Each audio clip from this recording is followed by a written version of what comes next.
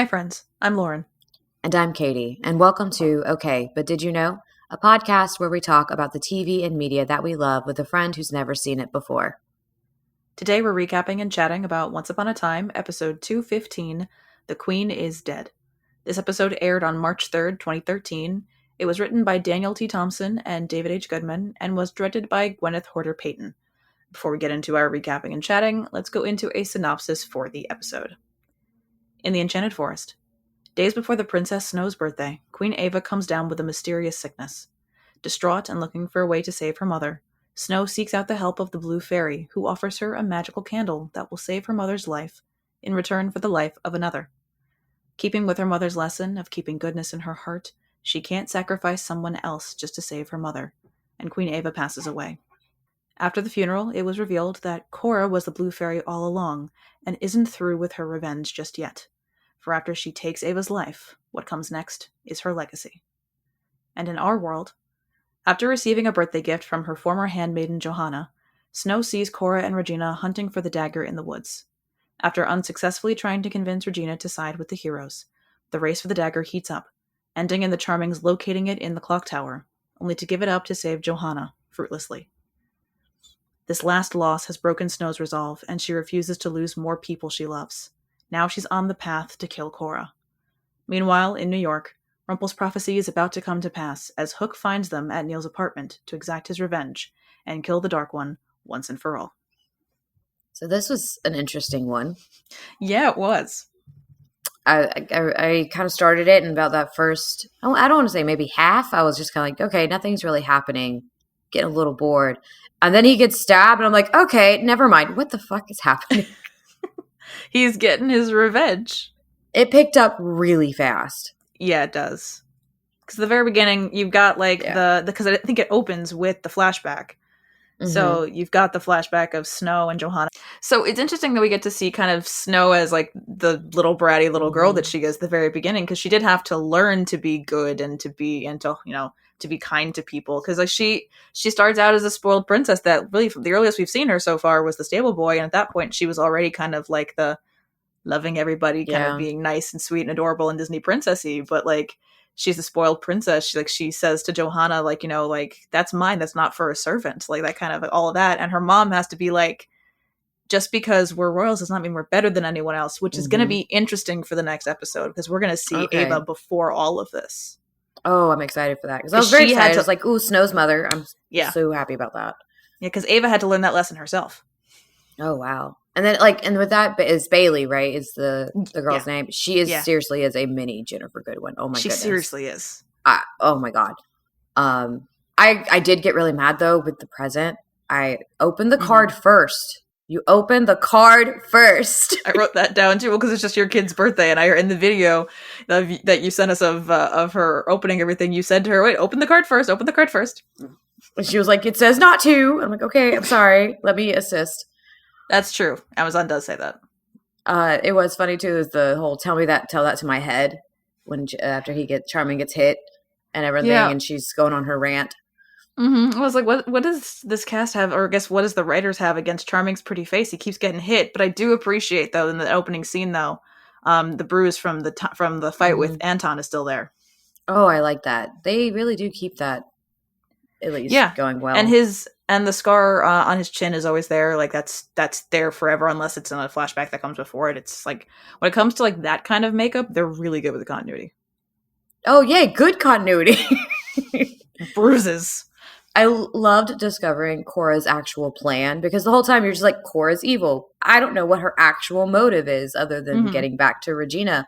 And then this is like the evil mastermind telling his story. Yeah. Giving everything away type episode. And I was like, okay, now I can see just how evil Cora is, because good God. Yep. Well, it's very evil. Holy shit. Very evil. Makes the feelings happen. It's like there's something about the way she says, when we find it, I promise I'll use the dagger to force the Dark One to kill anyone you like. And of course, who's the first person she wants dead?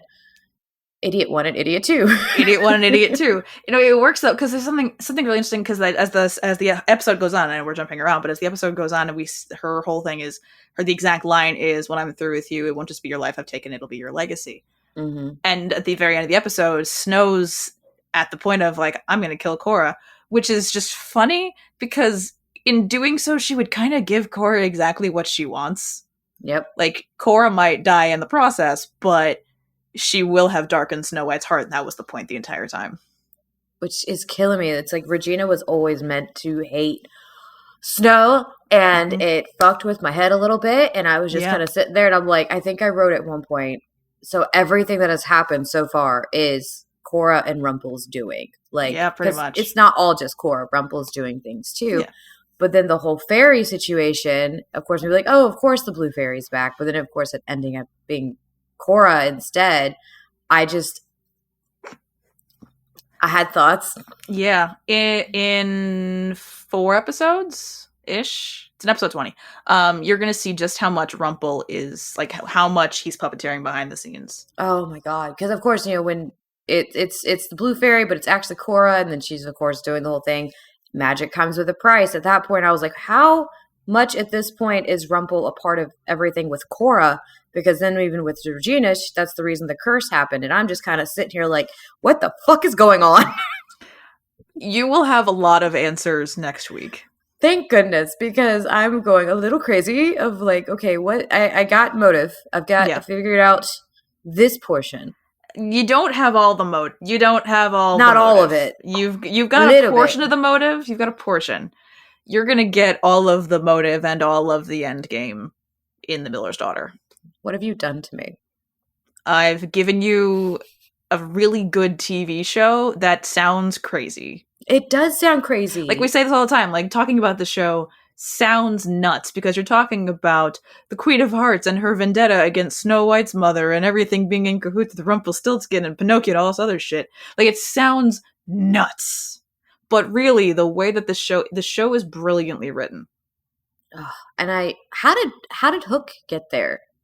So Hook sailed on his ship, and I did a little digging, because the line is, because he sailed there on the pirate ship. That's exactly what he did. The line is when they say that they're going to get back to the pirate ship, is like that it's the fastest ship in all the realms. I don't care how fast this ship is. I looked up how long it would take you conceivably to sail from Portland, Maine to New York City. I went specifically from Portland Harbor to Chelsea Piers.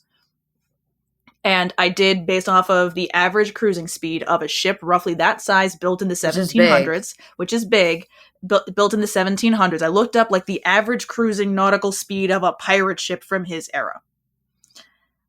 With an average speed of 16.4 knots, it would still take you 14 hours and 45 minutes to sail from Portland to New York City. I don't care how fucking fast that ship is. It's not possible unless he's got a magic motor on the back. Man.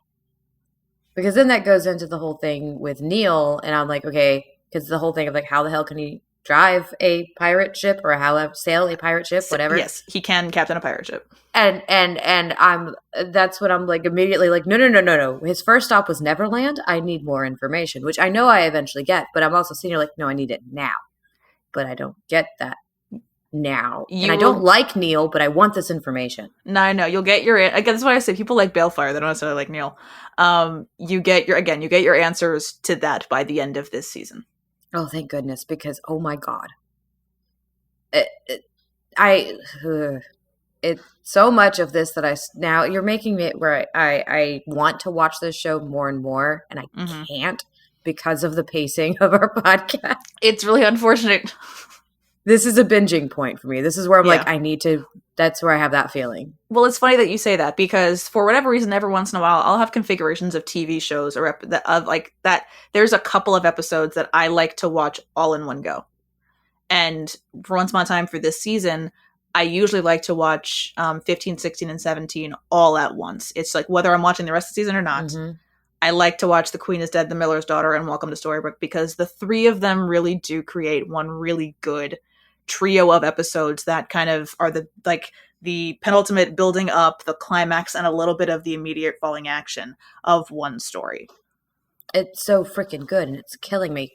Yeah. I wrote down that damn Baby Snow can act because Bailey is such a good actress. Like, holy shit. She did absolutely amazing with these scenes. Then immediately followed with, why am I crying? that this episode made me cry. It made me want to yell. It did. It was so sad. Mm-hmm. No, it is. Her mom died. Her mom does die. No. Oh, but it was the funeral scene that got me. Yeah. My question is, though, immediately, why did no one take her high heels off? Why was she just lying in bed coughing into a handkerchief with her high heels still on? Those were like platform-looking heels, too. Like, why are we doing this? They were so tall. Which I don't think is... That's definitely a very modern take on costume. A lot of this is a modern take. Yeah, no, the entire funeral scene destroyed me. Mm-hmm. I was angry. It's why you didn't get any more text messages. I was like a little bit mad. Like my friend made me cry by proxy. I don't know how I feel about that right now. And then just lots of what the fuck, Cora? Why did Cora do this? Oh, I literally went, what the fuck, Cora? Why did Cora kill her? And then I just go, oh, that's why. That's why. Like, I need to shut up sometimes in my own notes, my own chaos notes, because I get the answer usually within the next 30 seconds. Yeah. Every time. Yeah, that's fair. And then I just wrote, holy shit, Cora is evil. Yeah, Cora is real evil. And oh man, this episode was so much more than I think I expected because like of how it started. Yeah. Because then at later on with Neil's whole thing of this woman, I go, oh, he's dating, and then he goes, fiance. Yep, fuck. That would be tomorrow. We'll talk about her in a later episode. Yeah, I did not expect that. And then the last thing I wrote down was quoting, all I want is our happy ending. It's time. And I go, but there's 5 more seasons.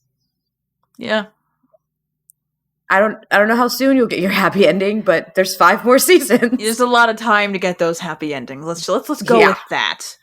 They have some time there. I think with Dark Snow, she could have been so much more compelling than she ends up being, which is really unfortunate. Because you'll see kind of like the start of it in the next episode, and then kind of the immediate aftermath in the episode after it, and it's just like so much of it. Like if they'd tweaked a few things. Mm-hmm.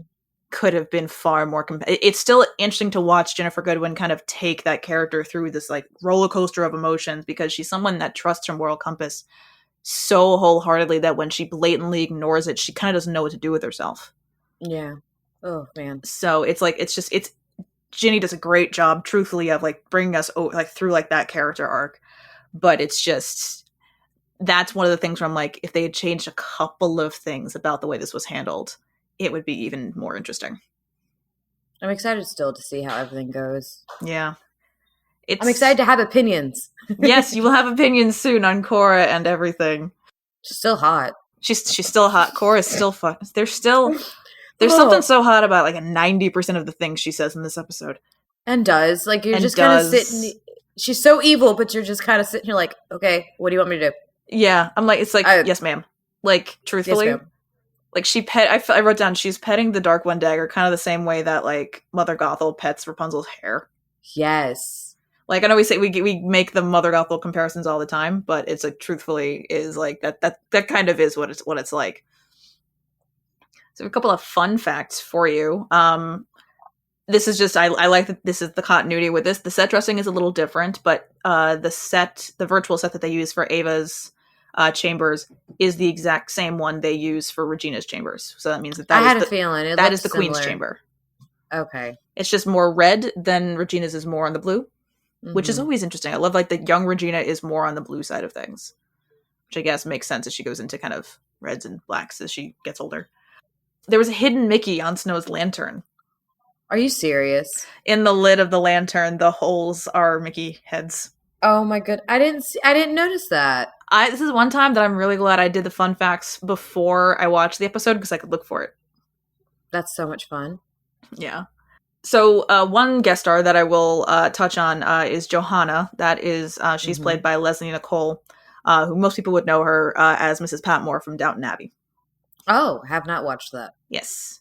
That is one thing I wrote down when we have Snow and Johanna as adults meeting it by the Snowbells. Like, Snow is very happy to see Johanna. Ginnifer Goodwin is smiling really hard because she gets to hug Mrs. Patmore because she was a big Downton Abbey fan. Oh, goodness. Which is just kind of really, really cute. My grandmother's a big fan of that, too. Yeah. My mom loved it. I saw the movie with her. I'd never seen any of the show, but she needed someone to go see the movie with her, so I went with her. And I was like, she's like, "Oh, so what'd you think?" I'm like, "It was a good movie, but it just took me about 45 minutes to learn anyone's names because they didn't use them for the first 45 minutes of the movie because they assume you know who everyone is."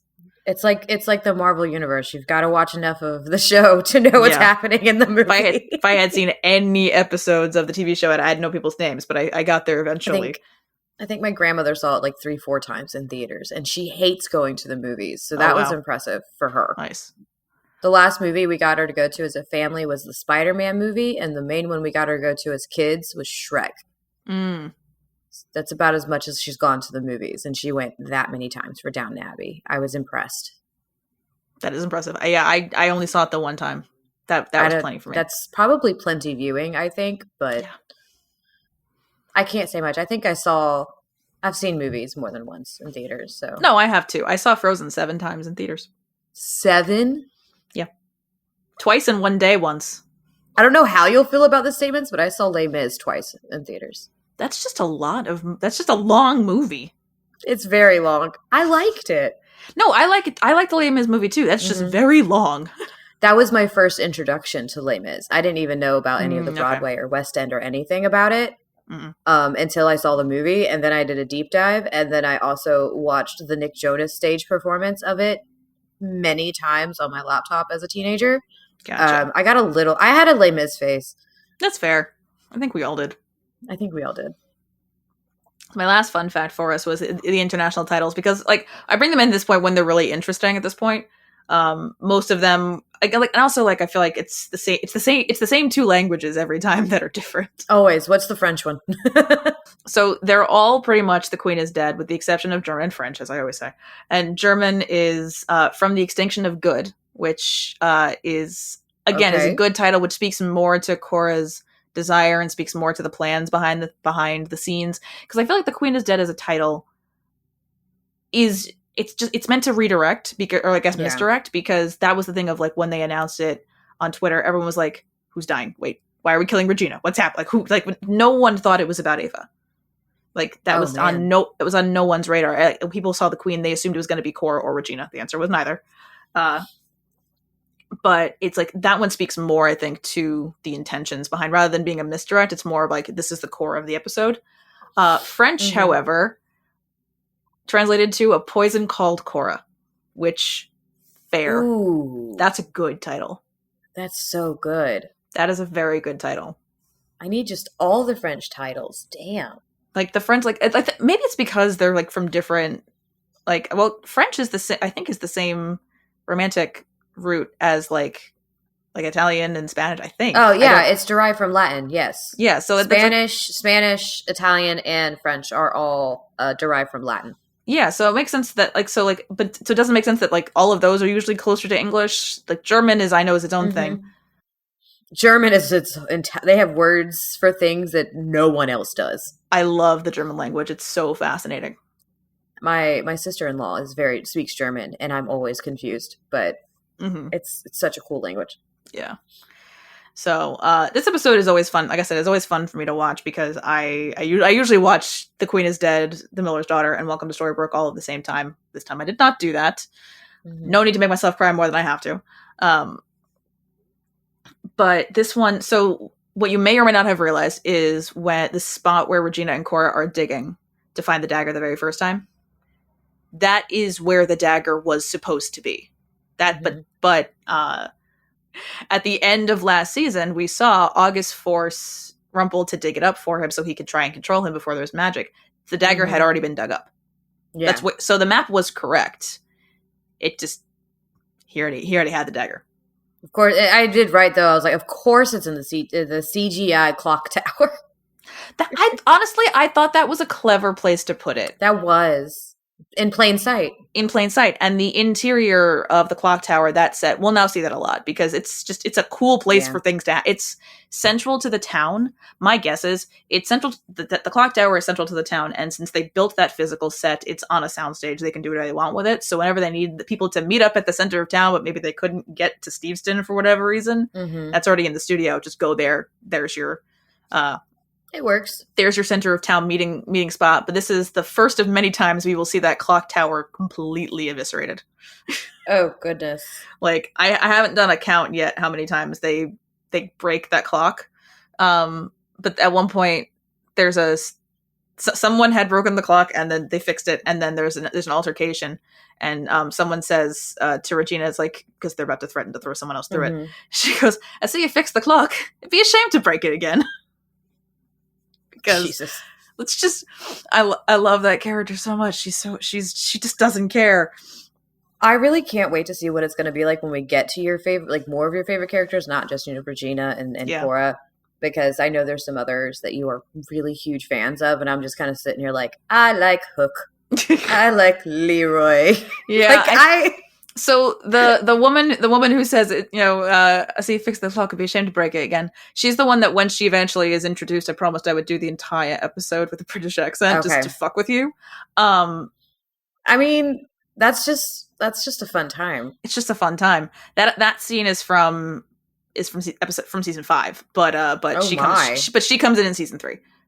So I think I did the math. That episode, we'll be recording that probably sometime around Labor Days, I think was my guess based off of math. Okay. Ish. But she's one of those villains that she doesn't see herself as a villain. She just thinks she's delightful. And to be fair, that's most of the villains that I like on this show, is like they don't see themselves as in the wrong. They're like, I'm delightful. Why wouldn't everyone else want to do it like this? And it's because everyone else has a moral compass and she doesn't.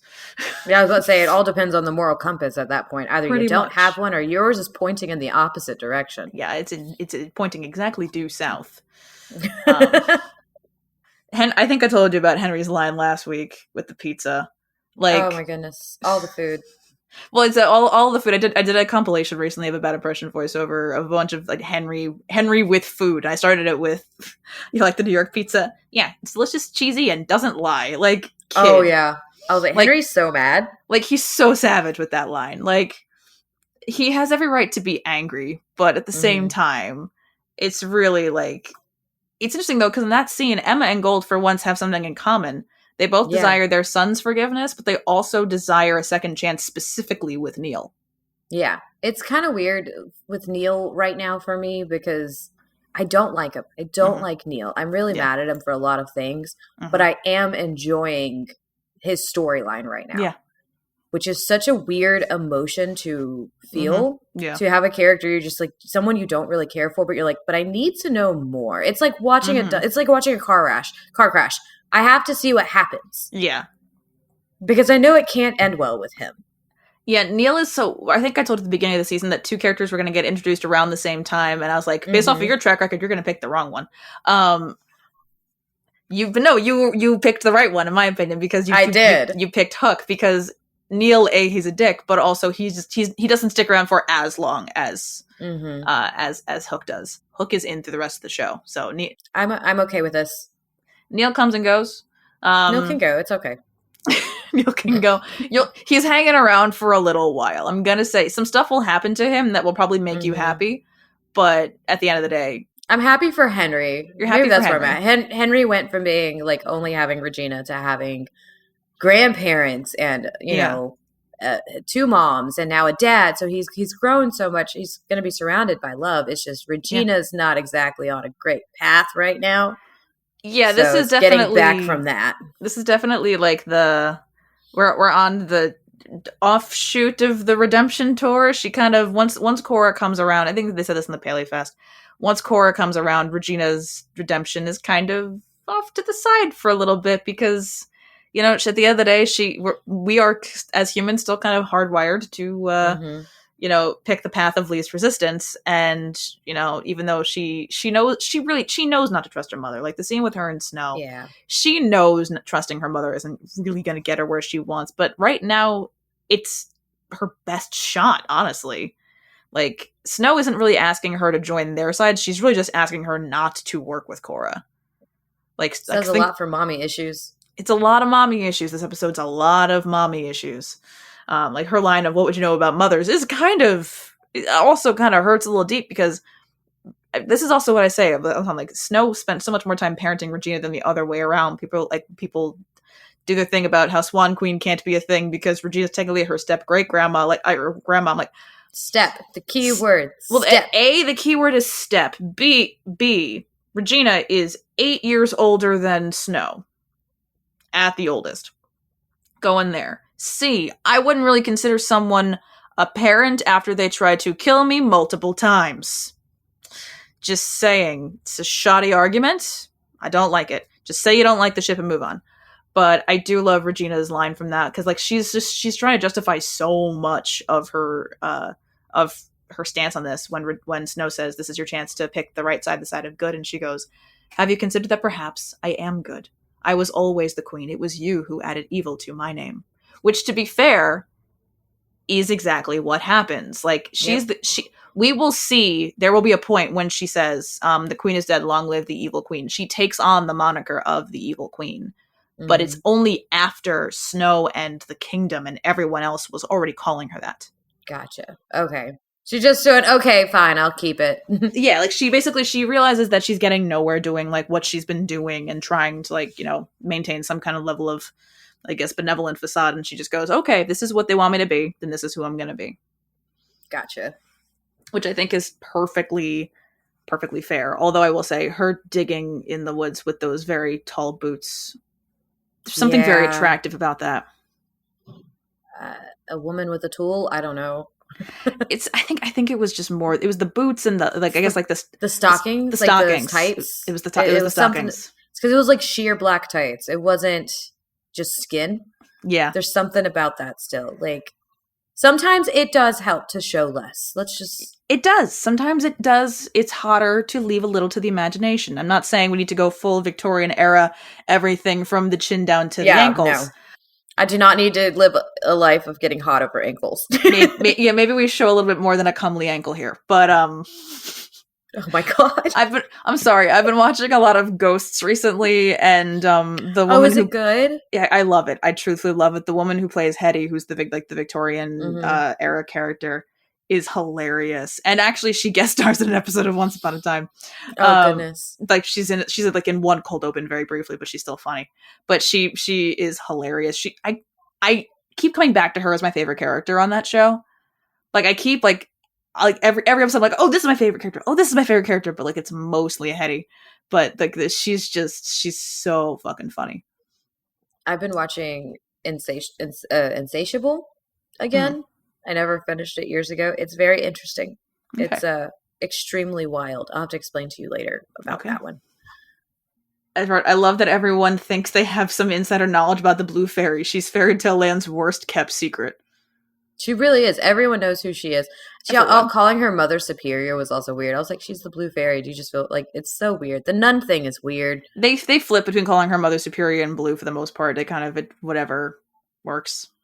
Every time I see her now, though, I have that theory of yours in the back of your head. If they had just made everything her, like her working in the background, they would have had such a cool storyline. Yeah, but it didn't happen. Like it just comes to my mind when I see her. I think this also was a little bit of a part of it. Was like at the end of this, we see that she was Cora the entirety of this episode, and at one point I wrote down, "Blue, your Cora is showing." Oh my goodness!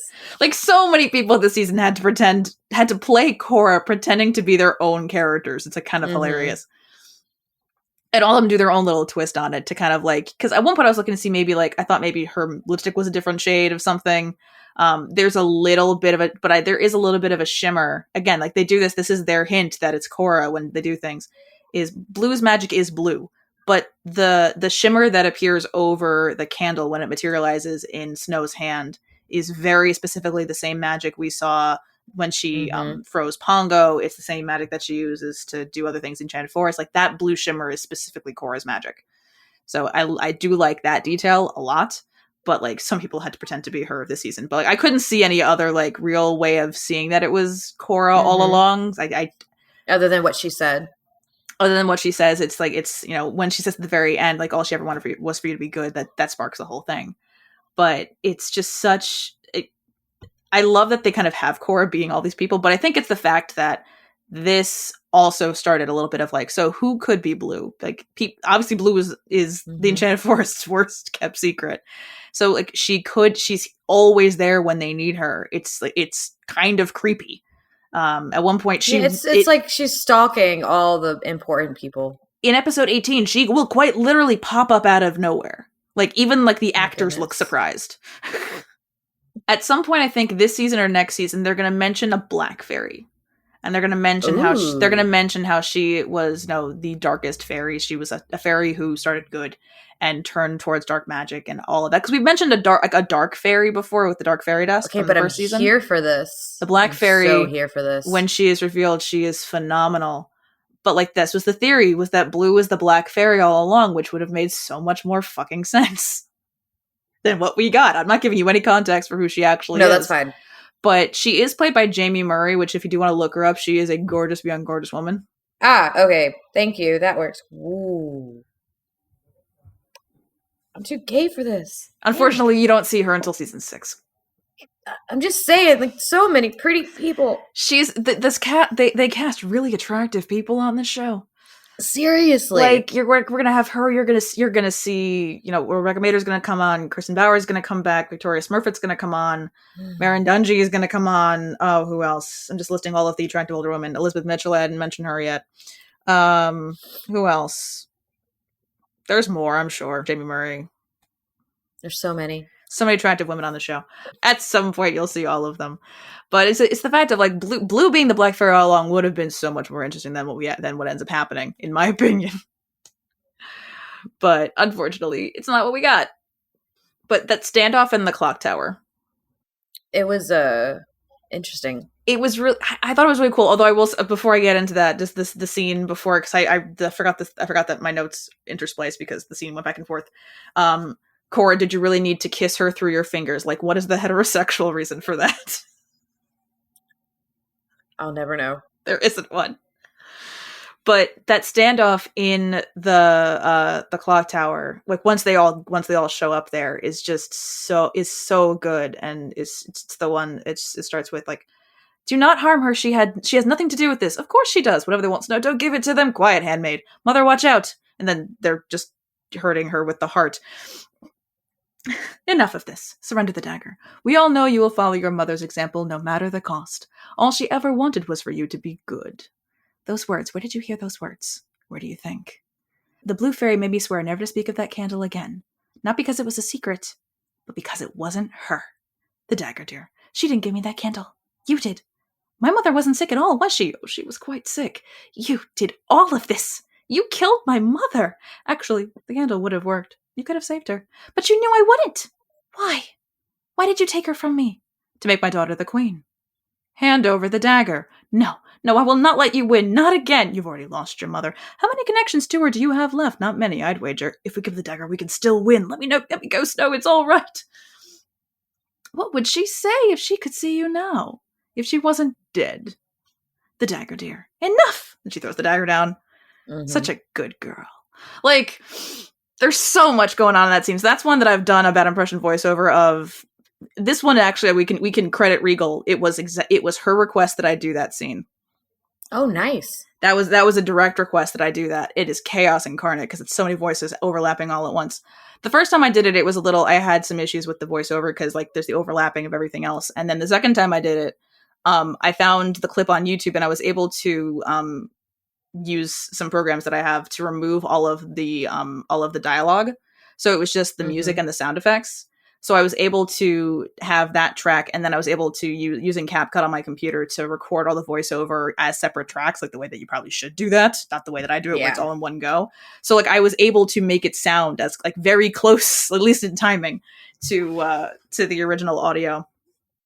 It's a lot of fun, though. It's a lot of fun. It's such an interesting scene, but I do love the editing of Snow's line from why did you take her from me? Cora says, to make my daughter the queen, which cuts to Regina's immediate response of, what the fuck did she just say?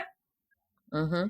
And then as it pans out, her face has gone back to normal and she just goes surrender the dagger. And she goes back into daughter mode. But it's that really, really good editing of like we immediately see Regina going, what the fuck? Because like I'm sure she always... That's her realizing the same thing. Like, it's her... Yeah, exactly. That's done everything. That's her realizing is in this moment that, like, everything has... Like, this is what it took to make her the queen. And up until this point, she probably always suspected it. But this is the first time she's getting that confirmation. And it's just, like... It's such good editing and such good everything. And this episode makes me feel things. And Korra makes me feel things, and that's pretty much it. That's unsurprising to most people. It's like, this is also the start of everyone. This isn't the start of, but it's a good chunk of the beginning of everyone's mommy issues. I mean, yeah, that checks out, including our own. At the end of the day, who doesn't have mommy issues? I don't know. I don't know either. Someone very lucky, I think. Like, our mothers probably have mommy issues. Probably. Everyone does. Literally everyone does. So, what did you rate this episode? So I gave plot a 10 because even though I felt it was like kind of a slow start, enough happened in the rest of the episode that was like, what the fuck enough for me to be like, no, this gets a 10 because the Hook coming out of nowhere and stabbing Rumple was enough to give it a 10 because I was like, what the fuck is happening? I do appreciate that Emma's tactic after that is to hit him over the head with a trash can. Yeah, it makes sense. Yeah. And then character and personal, I both gave 8. I thought they were pretty good. Okay. So I gave this a total of 26. All right. That's a good score. I gave this a 30.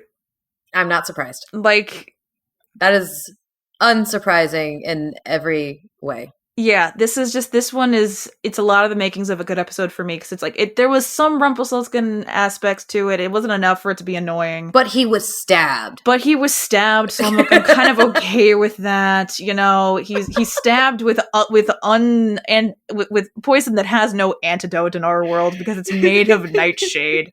Like, we'll find out the plant that it's made of, or we'll see more about the plant that the poison's made out of in the next season when they go to Neverland. It's just a good stabbing, you know? It's a run by stabbing. It's a run by stabbing. It's a run by fruiting. Sorry. It was a run by stabbing. But it's because, well, he looks so pleased with himself when he does that. Yeah, he really does. He's so pleased with himself. But I love that, especially for Regina's story and for Snow's story. This is really where it all starts, because this is what I said when I was like, when I realized that Leopold's only in 3 episodes of the entire show, 2 of which being the first season, because that's not technical. I mean, that is the character of Leopold, but that wasn't Richard Schiff in the background. That was an uncredited actor in his costume, because they didn't need to hire him to have him stand all the way in the back. I'm sure having like a random extra who's roughly his size and put him in the costume was a lot cheaper. So like we see the beginning of all this. I'm like, but actually, Korra, though, why are you just lurking in the woods behind people's horses? That's kind of dangerous. Just saying. And creepy. But this is the second time, though, that Regina has asked if that day was an accident. Because the very first time in the Stable Boys, she asks her mother point blank. She's like, that steed with Snow didn't go wild on its own, did it? And Korra's response is, I have no idea what you're saying. Because at that point, she knows that the truth might actually turn Regina against her and force her to do something that Korra can't control. But at this point, Regina is so broken. Regina is so receptive. She knows that she could tell her the truth. Like, the truth is out, but she can admit it. Like, she can say, like, she asks, what does this change for you? And Regina's like, you've won. I did become the queen. I did everything you wanted. It's like, now what? Now, like, yeah, it's like, so this isn't enough. What's left for you at this point? She's like, because all that matters for me is Henry. And Korra is right. She's like, now you're concerned that my interests no longer align with yours. And to be fair, Korra's interests, they overlap. Okay, that's at the end of the day, they overlap, because ultimately the demise of Snow is everyone's goal. But I will say, will never make sense. She was just a child. Well, to be fair, Korra's issue with Snow is just the fact that she's Ava's daughter. She's Ava's legacy. It has nothing to do with Snow as a kid. I'm just, all I can think is just like, all of this because of a child. Yeah. We all hate Snow White, apparently.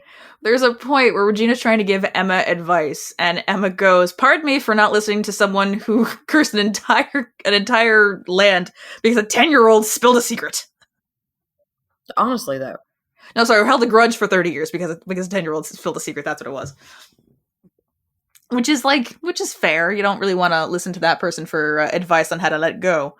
But it's yeah, that doesn't no, maybe just a tiny, tiny bit, just a tad, just a tad.